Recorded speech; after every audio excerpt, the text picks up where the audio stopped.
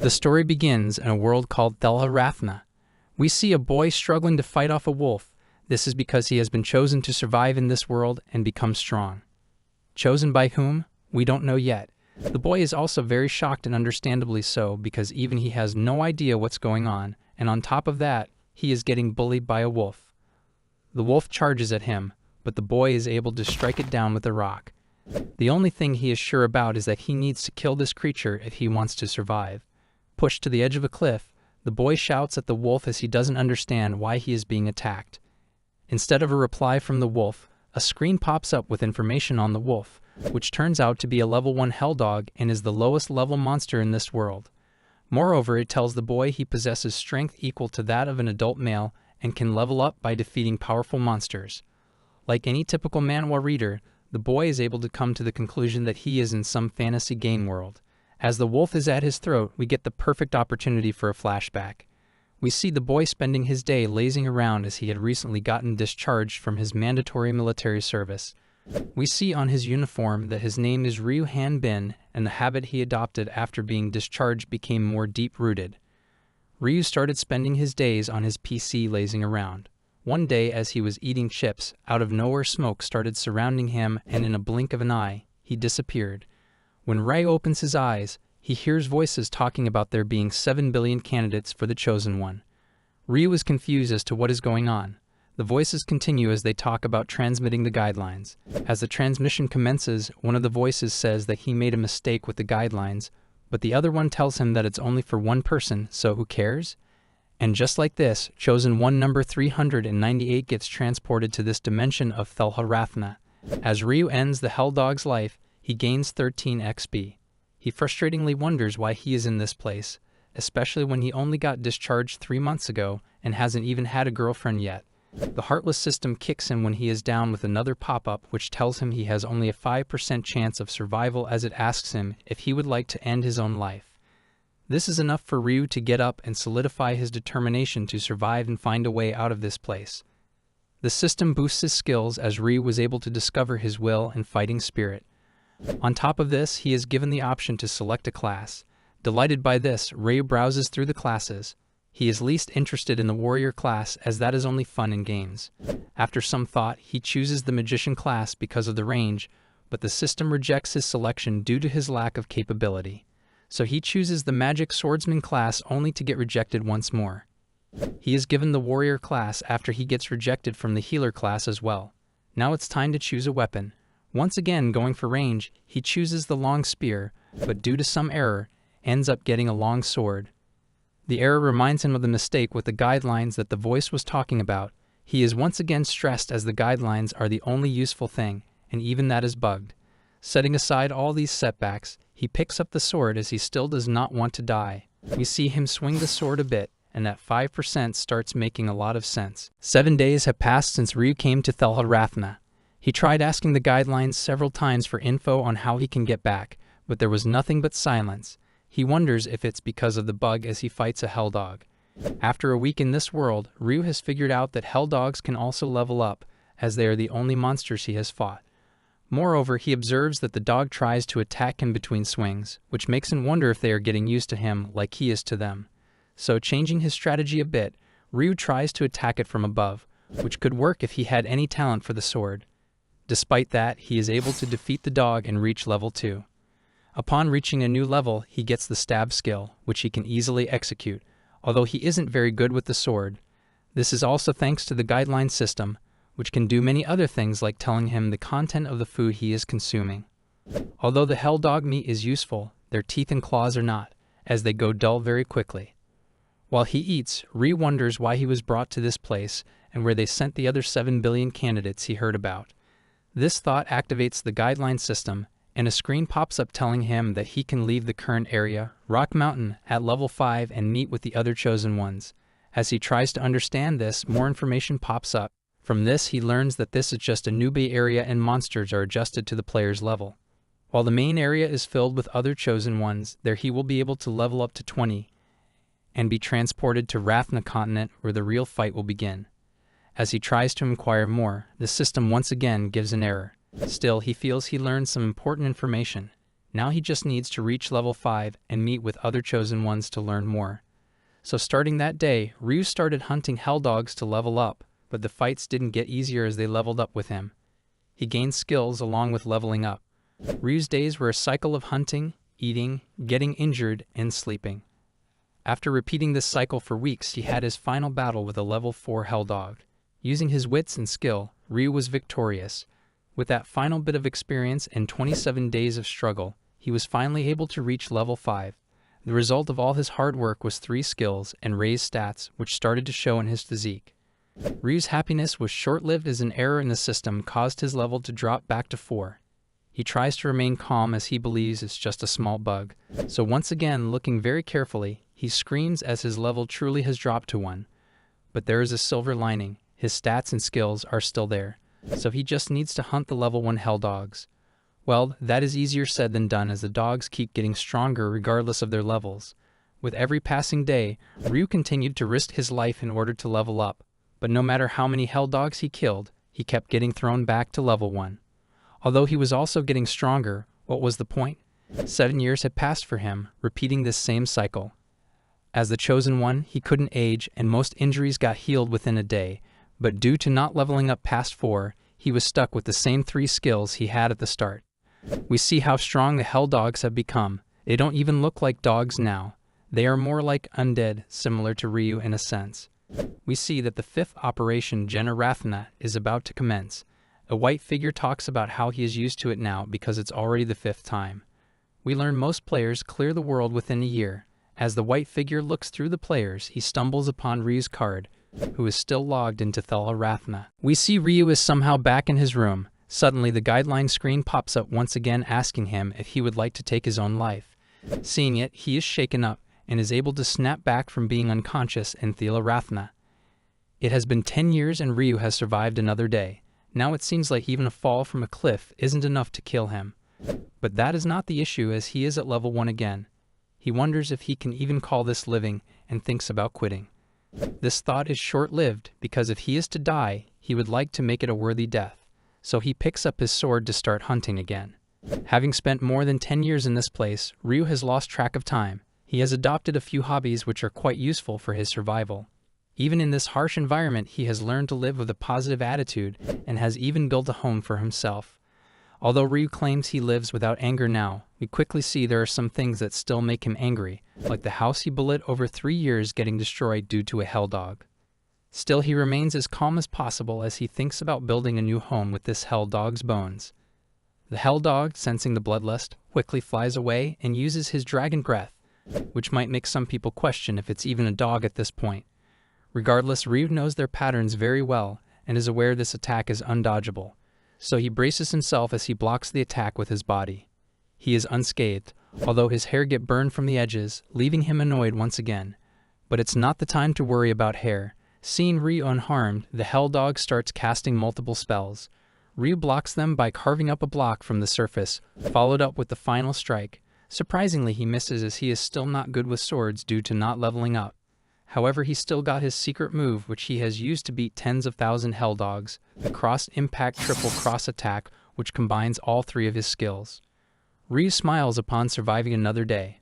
We see the white figure who finally realizes that the kid who got bugged that one time is still in Thela-Rathna. This was 4 generations ago, which means 22 years have passed since then. He panics as he got no excuse. As he looks at Ryu's stats, he wonders how he was even able to survive. Just then he gets an idea as he grins with all 32 of his teeth. Meanwhile, Ryu is eating as he looks at his extra stats and wonders how strong he is. He thinks about how long he will have to live like this, but tries to stay positive as he believes a day will come when he can finally meet other people. Suddenly he sees a bright light in the sky, which we see is the doing of the white figure. After such a long time, something is happening and Ryu doesn't even know what. On the other hand, the white figure tries to get rid of him by erasing his records and sending him to a certain place. Lightning strikes and we see a dragon annoyed on the arrival of what she describes as otherworldly demons. Ryu is filled with all kinds of emotions as finally the day has come when the sky isn't red. He jumps up as he can't believe his eyes that are witnessing a beautiful blue sky. Soon gravity kicks in and he falls to the ground, although his happiness is still on cloud 9.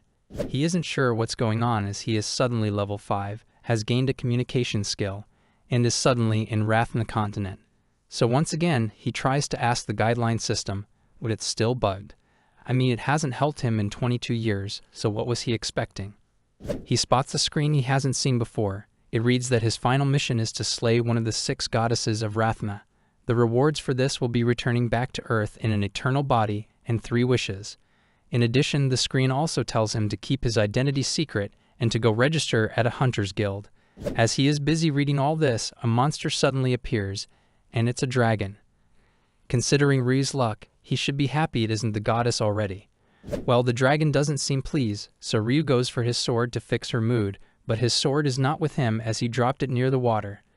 The dragon isn't willing to wait for him, so he has no other option but to use his fists. The dragon laughs at his strategy only until she gets punched, which sends her flying without consent. Even Ryu is shocked to see how easily he defeated her. After this, we hear the really sad story about how the dragon was bullied by otherworldly people. The story is so sad I don't even want to talk about it, so moving on, we learn that she is actually a wyvern, as dragons have 4 legs. Ryu isn't interested in this. What he wants to know is how she knew he was from another world. She tells him she can't tell by just looking. She only knows when they die and their bodies disappear. In conclusion, no one will be able to tell Ryu's identity, and the dragon was just assuming he is from another world. He further inquires if this is the Gratitude Kingdom as the guideline says, but the wyvern responds that it's now called the Extrad Kingdom as the previous one was destroyed. Ryu is a bit annoyed with this new info and asks her why she attacked him. She tells him because he is an otherworldly demon, which isn't the appropriate word to use in her situation. Scared, she mentions the goddess, which piques Ryu's interest. Before she tells him any further, she asks Ryu if she can go home and rub some medicine as she is in pain. He isn't very understanding at first, but decides to go with her so she can't run away. The wyvern tells him that at first the otherworldly humans and Rathians got along, but soon they started killing the Rathians in order to level up. The more powerful among them banded together and made a group called Great Earth in order to kill the goddess. There was no way to fight against them when they were being led by a level 100 leader, so before they came, the continent's 4 heroes, Berold, Zenobia, Garhan, and Halion, massacred them. In conclusion, the otherworldly have made a contract with the wicked demon god, so they are quickly executed when their identity is found out. Hearing all this isn't very pleasant for Ryu as he finally escaped that rocky hell after dozens of years, and now he has to suffer for something that happened before he even came here. Not like our man will give up, so he determines himself to kill the demon god and get back home. But before that, he needs to take care of someone who knows his identity. The wyvern promises to not tell anyone, but all we hear is a scream. Who knows what happened to that poor thing? 5 days pass by and Ryu finally reaches Onpras City. The city is located near Saith Forest and a dungeon in Ithan Plains, so most people who come to this city are hunters, wannabe hunters, or otherworldly beings. As Ryu enters the guild, everyone assumes he is already a hunter from his physique. As soon as he states that he wants to register, everyone suddenly goes for their weapons. Some time ago, back at the cave, we see the wyvern is safe. Ryu asks for her help in getting equipment and clothes so he can blend in. She is a bit hesitant as she assumes Ryu would kill her afterward anyway. But Ryu tells her that she can't really go and tell other people about him as she is also wanted for killing. As she gives it a thought, Ryu adds that he feels nice having a conversation with someone after so long. This touches the wyvern's heart as she remembers her old friends. She agrees to help and throws in some clothes. He starts stripping in front of her, which flusters her a bit. He argues that she is also naked, to which the wyvern has no response. He somehow gets into his new clothes and the wyvern teaches our country boy some common sense, but he is more interested in how he can meet the goddess. For that, she tells him he needs to become one of the 4 heroes or perform a great service to receive their blessing, which is not easy. So the best course of action is to become a hunter and hunt monsters in dungeons which were made by the demon god Ormflaus. Ryu mentions that the guideline system also mentioned this, but he seems to be the only one who can see it. He further tells the wyvern that it's broken, so he doesn't have much to go on, yet she seems interested in what it says. Entering the guild, Ryu tries to be natural, especially after the wyvern puts so much time into him. But he is barely holding himself together as he registers himself with the name Eric Garun. As the receptionist welcomes him, he feels relieved and thankful for the wyvern's help. However, as he mentions that he wants to become a hunter, Everyone gets very suspicious about his identity, as he isn't already a hunter despite his physique. Ryu immediately notices the change in atmosphere but remains calm as he is told to place his hand on the measuring stone. Everyone is closely observing to see his abilities. He slowly moves his hand towards the stone as he can't back down now. Meanwhile, everyone else readies their weapons. Before we move on, we and the Wyvern are shown the beautiful dreams of Ryu, which I can say with confidence she didn't want to see. Back at the guild, everyone laughs in relief as he is just a level 5 swordsman. Ryu is confused about what is going on. The receptionist apologizes for mistaking him as an otherworldly human. He learns that most of them are level 20, and they still come to register as hunters despite their high level, which is an obvious giveaway. The registration fee is 300x. Hearing this, our boy almost loses his soul as he had hoped to spend 6 months with the 400x he took from the Wyvern. As he leaves with the badge, his hands tremble, having spent most of his money. Ryu is determined to make a name for himself, so he requests a dungeon exploration quest. Hearing this, a typical cocky-looking guy shows up, telling Ryu to know his place being only level 5. The receptionist asks him if he is planning to go to Saith Forest as the monsters in the dungeons are increasing in number and causing trouble. He responds that he has to as he is the only high level here. This helps us understand how talented he is in being annoying. Ryu doesn't understand what's the big deal as he is the same level as Ethier, the Wyvern. Although he is still a bit higher level than people at the guild, Ryu still doesn't want to get involved with him, which in my opinion is a very good decision. But fate has different plans for unlucky Ryu, as the receptionist mentions Mr. Annoying still has room in his party. She tells Ryu to join it as he won't be able to do missions alone and can also learn more about the job. However, there is still hope as Laud already has a newbie, so there is no room. The newbie introduces herself as Etis, as she lies about being a level 25 mage, hiding her true level. Ryu instantly looks away from her in order to be less suspicious. As we all thought he was safe, Laud decides to take Ryu, the insect, into his party due to his love for Miss Seguire, the receptionist. Ryu tries to ignore the disrespect, but Laud keeps intruding into his space as he unsuccessfully tries to lift his sword. Annoyed by this, Ryu draws his sword, picking out Laud with it. As everyone cheers for them to fight, a man looks at Ryu as he expresses having found who he was looking for. Everyone is shocked to see Ryu's strength, which I don't understand why. Can't they see his physique? Well, there is at least one person who notices the premium meat in front of his eyes.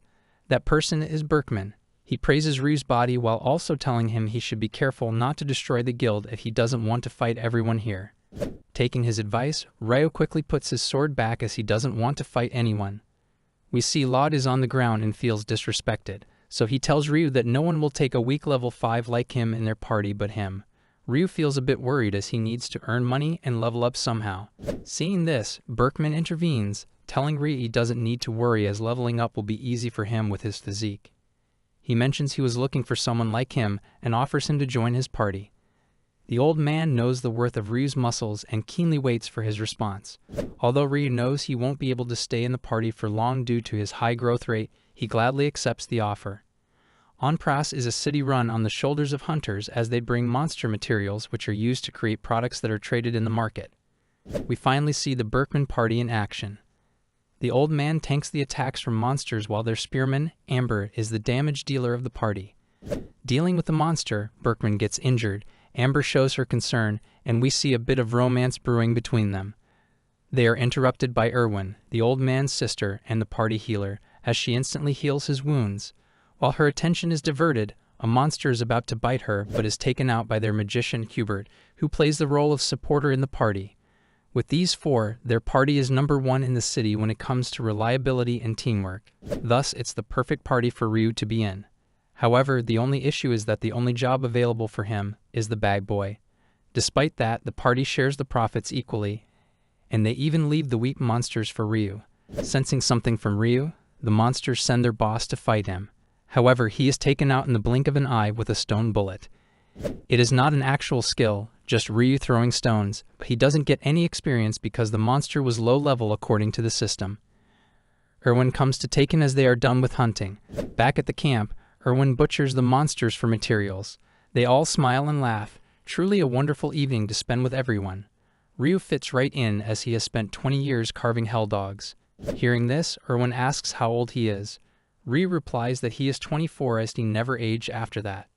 This makes everyone curious and they inquire about his parents. Ryu tells them he was kidnapped when he was 4 and doesn't remember how they look like. This makes everyone tear up and they accept him as part of their family.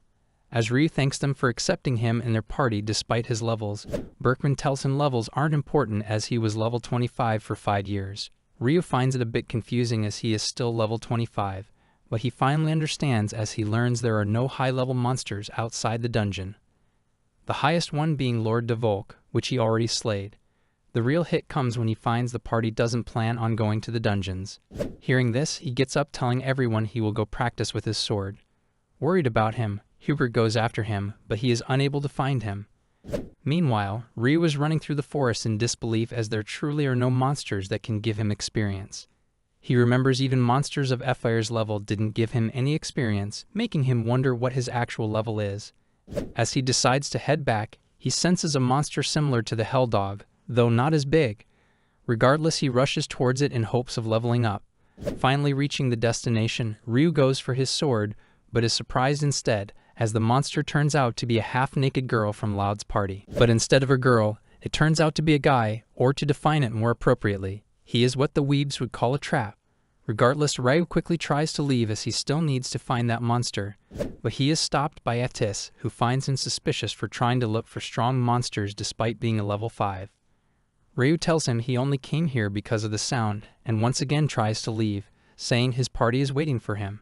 Not satisfied, Atis stops Ryu using his fire magic and demands him to answer truthfully if he saw the monster. Annoyed, Ryu grabs the burning wand and extinguishes the flame. He tells Atis he is sick of him and Laud for mistreating him just because his level is lower. As that wasn't his intention, Atis admits his mistake. However, Ryu has a bigger annoyance to deal with as Laud shows up. He seems furious as he misunderstood the situation. Being a magic swordsman, he poses like an idiot and readies his attack. Meanwhile, Ryu tells Atis to put on some clothes, ignoring the fool. Finally, after wasting several panels on Laud, he charges towards Ryu with his attack. Although Ryu was a bit hesitant to do this, setting aside his pride, he bows and apologizes to Laud. Still in the middle of his attack, Laud is unable to stop and gets hit in the balls by the sword's handle. As Ryu sits in remorse, he feels horrible and tells Berkman he won't be able to forgive himself for causing a man such horrible pain. Erwin steps out and tells everyone the horrible news. Though Laud's life wasn't in any danger, he lost something way more precious. Every man in the room understood his pain but was powerless to help him. The next morning, Atis took him back to Onprust after telling him the truth, which devastated the poor ball-less man. We learned that Laud went to the dungeon alone. Ryu doesn't understand why Amber thinks that's a suicide mission, as he thought Laud was a fairly high-level player. She explains this is because the monsters she'd hunted to level up were not high level. Moreover, she explains that dungeon monsters are different as they are not originally from this world. This is because they are created by the dungeons set up by the evil god Ormflas. Amber also mentions that these monsters are usually level 30 or even higher, which makes Ryu wonder if he can level up there in secret. His plans face several bumps upon learning that screening for dungeon entry is not easy as otherworlders go there in secret to level up. Putting aside his schemes, he asks why Laud wanted to go there so badly.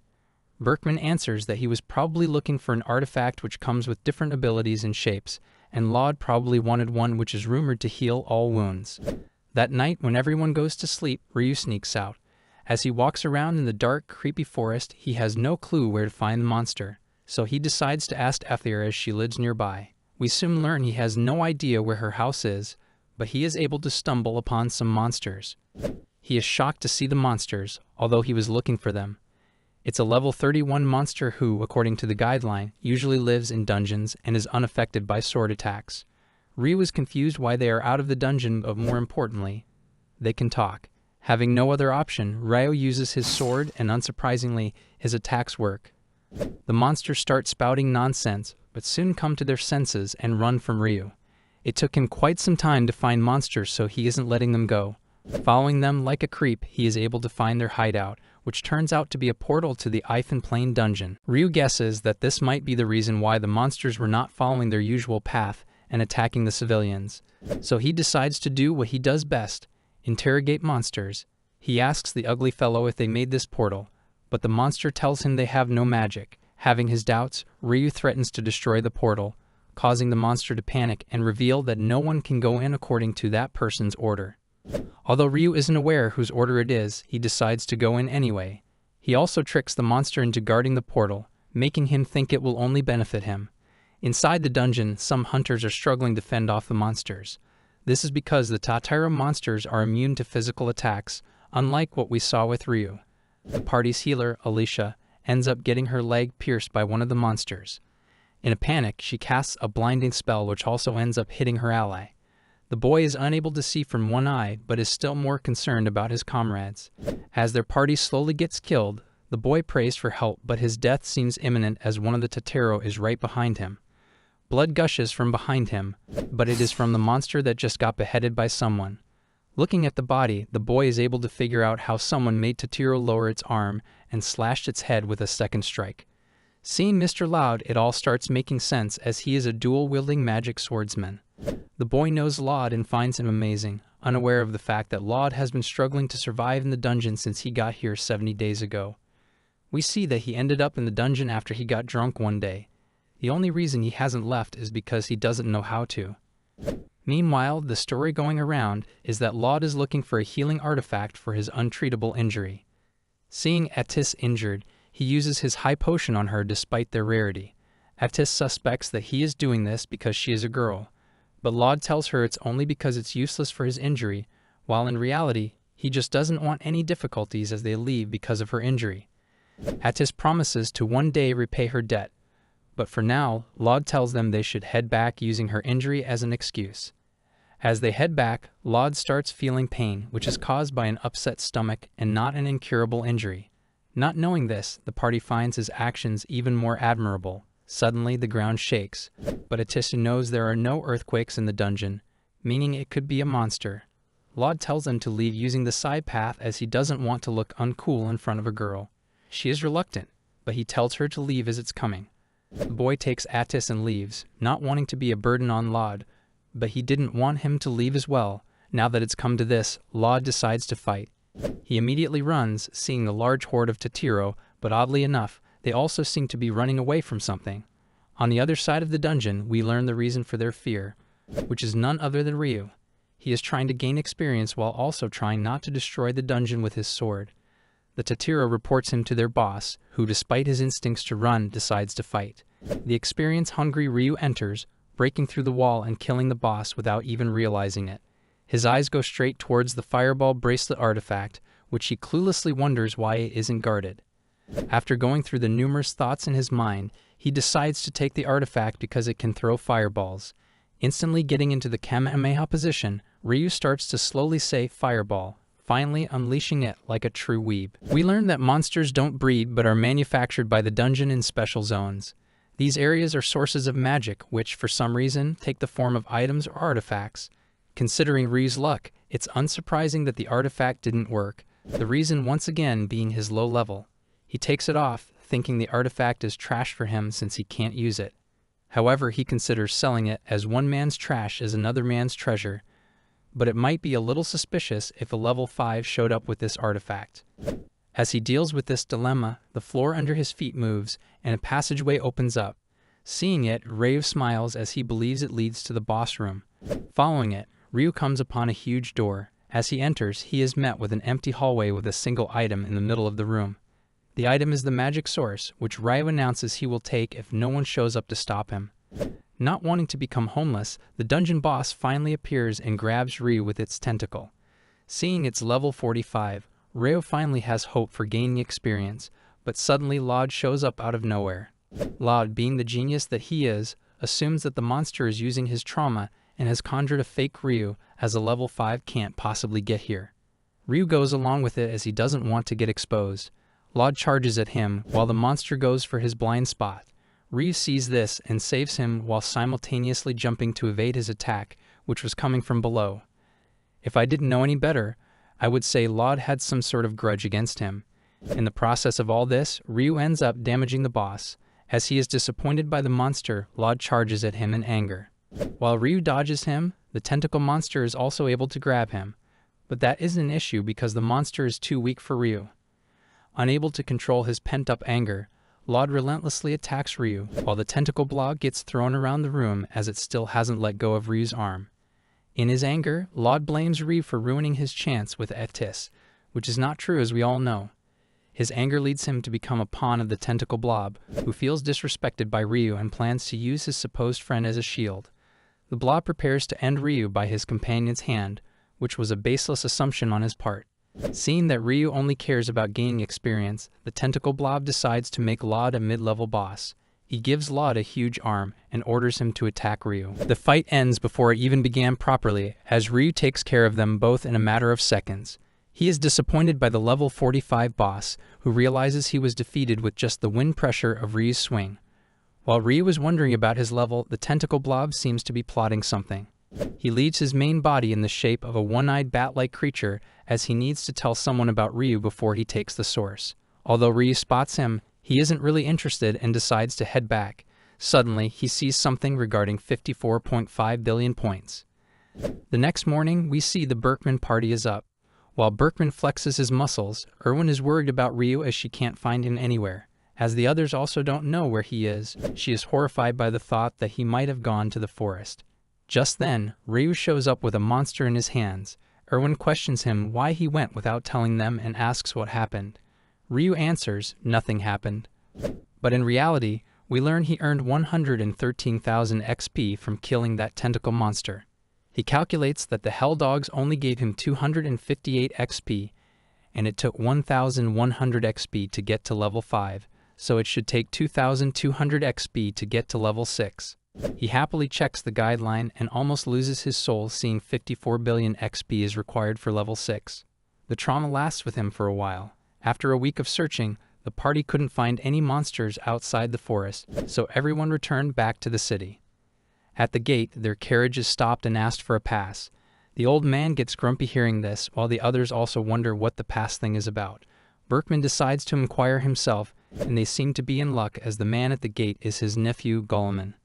He tells them that the Hunter Guild called everyone back as the Eifin dungeon has been cleared. The mood becomes very grim, but Ryu doesn't understand why, as it should be a good thing.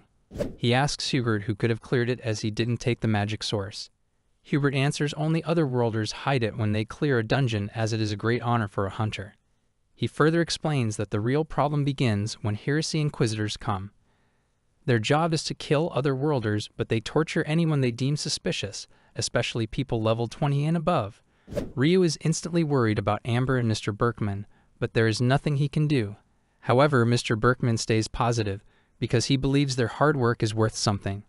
He decides to trade the stones at the guild, and tells Ryu he should go with Amber to the Baltan's shop to sell the materials. Everyone smiles as they tell him they will celebrate when he returns.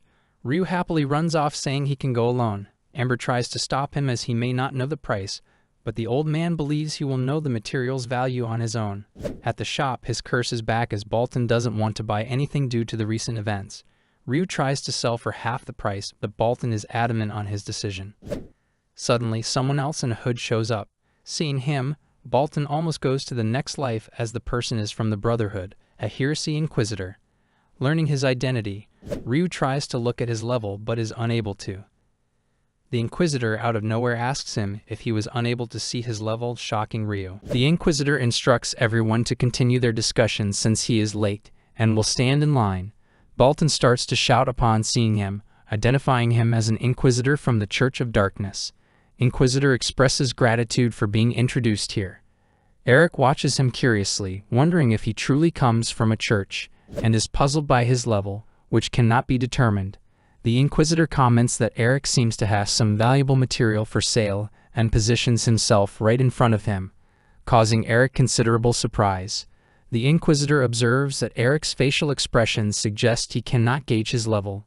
The level is listed as unmeasurable, indicating it cannot be measured. Eric responds that he cannot discern the Inquisitor's level just by looking, unlike beings from other worlds who can see a person's level due to their system. Eric thinks the Inquisitor must be exceptionally strong given his ability to appear instantaneously in front of him. The Inquisitor stands before Eric, observing his impressive height and questioning why he appears so nervous. Eric acknowledges his nerves, explaining that stepping back would only provoke the Inquisitor to pursue him. When asked about his religious beliefs, Eric admits he isn't religious and doesn't believe in any god. Finally, when the Inquisitor inquires about his favorite fairy tale, he reveals that, as an orphan, he has never heard one. The Inquisitor continues, pointing out that Eric came from a small village and is an orphan with no known parents, and he is a suspicious figure from another world. Eric clarifies that he hasn't been a hunter for long, asserting that he is merely a human. The Inquisitor speculates that Eric's level should be quite low, around 21 or 22. He quickly retrieves a badge and places it on Eric's hand to check his level. The badge reveals Eric's level as 5. The Inquisitor lifts his helmet and looks up. He is astonished, as a level 5 is extremely low. Eric remarks that he can sell his goods now. He then takes out his goods and hands them over to Mr. Bolton. Mr. Bolton, inspecting the goods, comments on Eric's composure in the presence of an Inquisitor. He acknowledges that the items are quite good but indicates that he will need to negotiate, even though no one might come to buy them. He decides not to give Eric anything. As Mr. Bolton examines the bag, his attention is drawn to an artifact, a fireball artifact. Eric's focus remains on the Inquisitor, relieved that his low level spared him from being caught. He suspects the Inquisitor's strength, noting he couldn't gauge his level due to the mask. Mr. Bolton picks up an artifact and inspects it, recognizing that it should not be with someone at low level. As Eric reaches out to retrieve the artifact, it slips from Mr. Bolton's hand and falls, rolling to the Inquisitor's feet. He halts and examines the artifact, concluding that it appears special and powerful, and should not be in the possession of someone at level 5. Seeing this, Mr. Bolton hastily departs. Eric wonders what excuse he should make now, having expected a simple check and departure. He considers whether to claim ignorance and say the artifact was found on the way. The Inquisitor advances and informs Eric that a level 5 hunter should never enter a dungeon, and the artifact is very valuable. He advises Eric to keep it safe to prevent theft. He is surprised by how readily the Inquisitor believed he was not the artifact's source, and continues to listen as the Inquisitor begins telling a story. He describes a married couple from 15 years ago. The husband was a powerful hunter, and his wife and son lived at home. Although he was not the leader of his party, many people surrounded him due to his strength. One day, they embarked on a quest to kill a monster. Upon encountering the beast, the husband became terrified and prevented anyone from approaching, despite the monster not attacking. His party members were puzzled by his fear and attempted to persuade him to face the monster.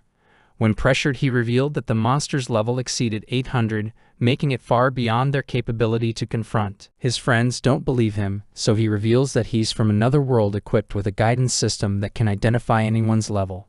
Just then, the monster, previously dormant, begins to attack, its level dangerously high. Panicked, his friends flee, leaving him alone to face the threat.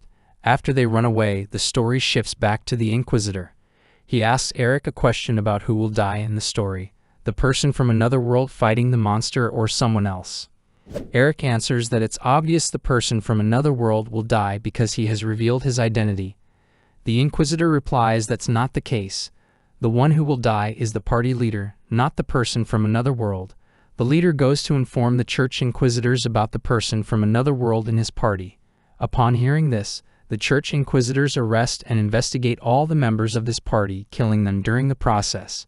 Later, the person from another world emerges alive from the dungeon, having survived the monster's attack. But when he returns home, everything is destroyed. The village learned about his identity, and his family was burned by the villagers, so he killed them and fled. The Inquisitor concludes by saying that anyone who associates with someone from another world will always end up dead. He doubts whether Eric can commit such a crime. Eric then questions about why he is telling this story and what it means. The Inquisitor explains that the person who gave Eric the artifact to sell is from another world and is likely his party leader. The story was meant to convey this message. Since Eric is just a level 5 rookie hunter, the Inquisitor plans to use all his strength to try to protect him. However, he can't guarantee the safety of Eric's party and asks about his party's name. Eric, upon hearing this, rushes to punch the Inquisitor, but just as Eric throws the punch, the Inquisitor quickly steps back. At this moment, Artis arrives. He immediately asks the Inquisitor to forgive Eric, saying there's been a misunderstanding. Artis explains that he came personally to clarify the situation. Eric, surprised and anxious, tells Artis that this situation is extremely dangerous. Artis shoots a glare and scolds Eric, pointing out that he's made a mess and is late. Artis admits he made a mistake by handing over the valuable artifact to Eric. Eric, feeling like a child, sits down in a panic. The Inquisitor asks Artis who he is, and he introduces himself, saying he's Artis Bannister, the 37th head of the Bannister family. The Inquisitor checks Artis's badge and remarks that he heard the Bannister family was extinct, but here he is, standing with the badge. Artis explains that although it's tough, he is trying his best to restore his family's pride. The Inquisitor says he can't take off his mask due to official business, but asks Artis what his connection is to Eric. He replies that Eric is his servant, recently hired. Despite Eric's good physical appearance, Artis adds that he's quite clueless and slow-witted. Eric is shocked to hear himself described as just a servant and feels uneasy about it. Artis steps in, explaining that he asked Eric to bring the artifact for magic research. The Inquisitor then questions Artis about his own interest in magical artifacts. Though Eric doesn't fully grasp their conversation, he feels compelled to involve himself. Approaching Artis, he begs for forgiveness, only to be swiftly criticized for his poor acting. Artis then says he needs to do his own research and is leaving. They bid farewell.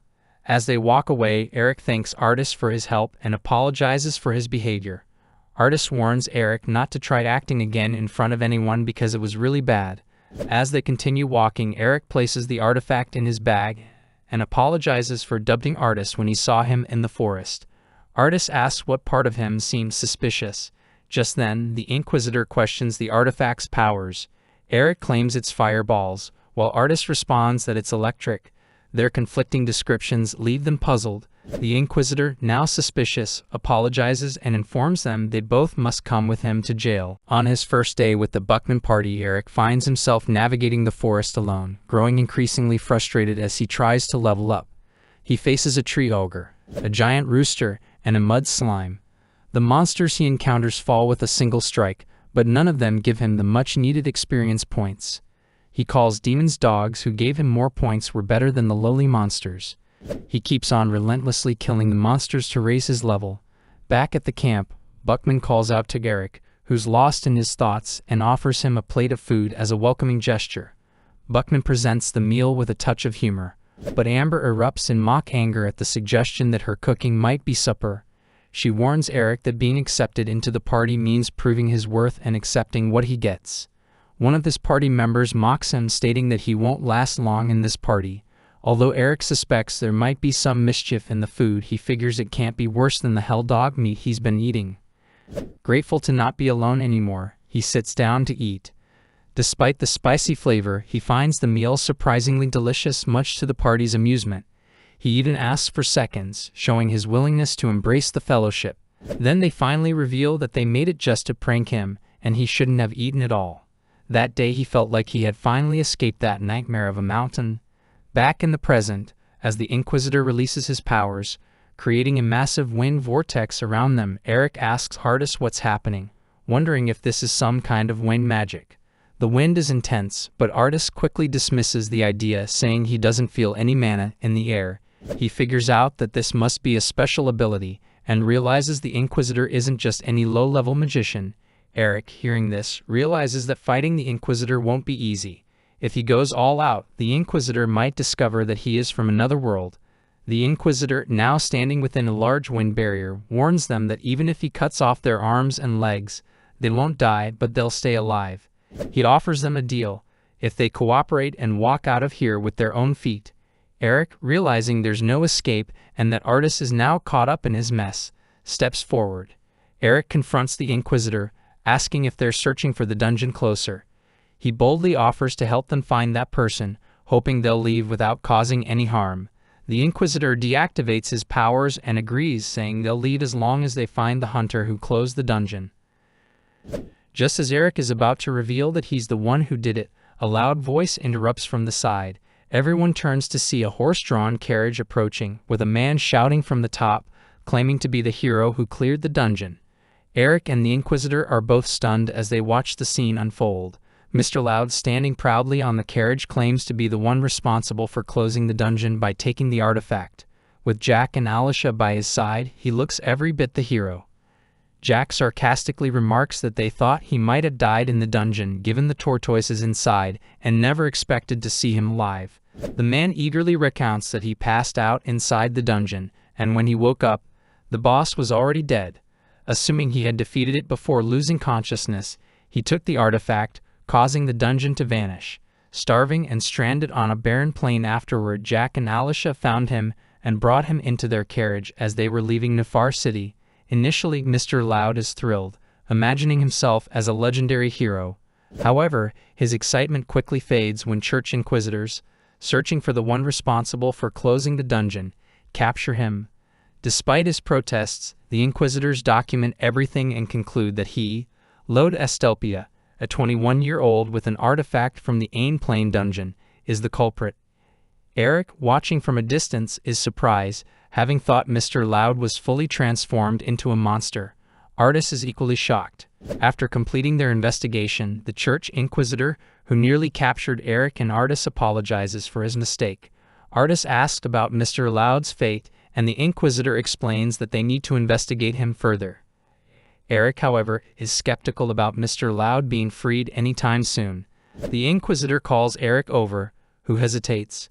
The inquisitor hands him a document, explaining that with the signatures on it, Eric can sell his goods anywhere. They expect it to be Eric but are surprised to see Artis instead, who is struggling with a heavy bag. Mr. Buckman asks Artis why he is here, and why he is carrying Eric's bag. Artis, panting and in distress, requests their help.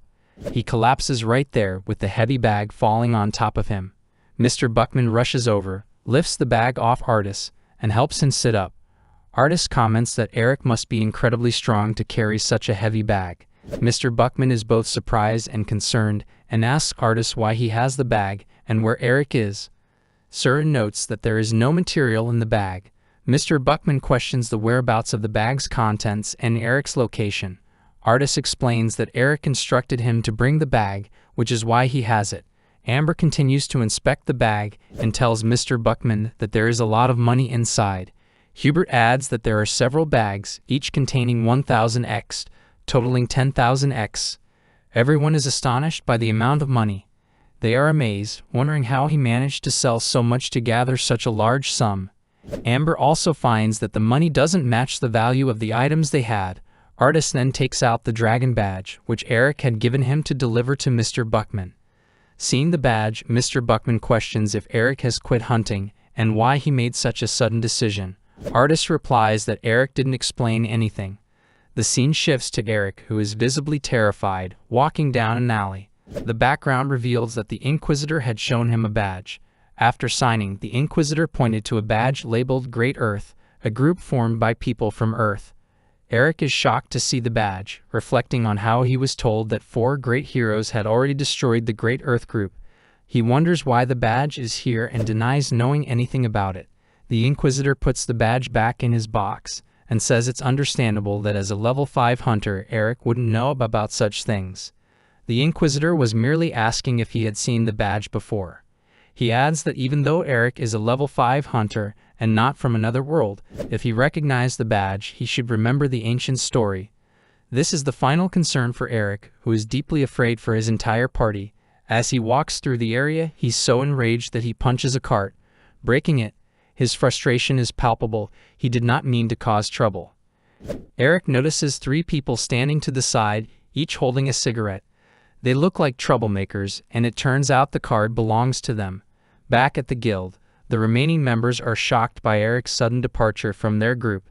Kubite insists that Eric can't just leave the party like this, demanding an explanation for his abrupt decision. Saber argues that Eric's return of his badge clearly indicates his decision to leave his hunter career behind. Kubite insists on talking to Eric to reconsider his decision. Mr. Buckman advises patience, acknowledging the inherent danger in their line of work. As Artis prepares to leave, Buckman asks him to convey their readiness to welcome Eric back if he returns. Artis agrees and exits. Meanwhile, the 3 troublemakers remain confused and frustrated about Eric's sudden decision.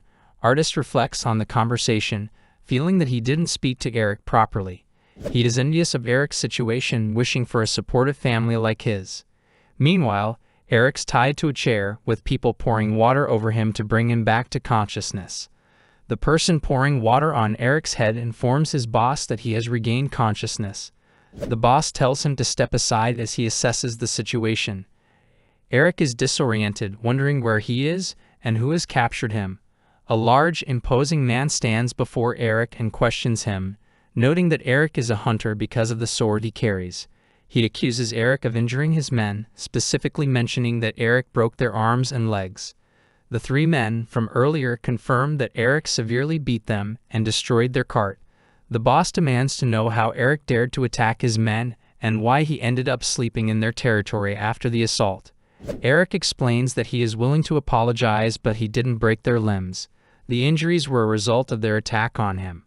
He had no place to stay, so he ended up sleeping there. The boss asks his three subordinates if Eric's story is accurate. The three men, still in pain, confirm Eric's account, admitting they attacked him first. They acknowledge his unusually tough body, speculating that he must have used magic to enhance his resilience.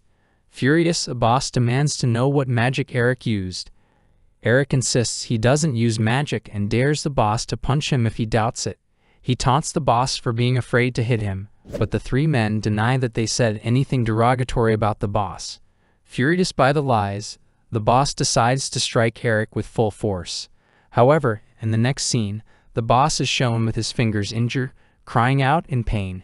Eric remarks that the boss is weaker than a tattered monster.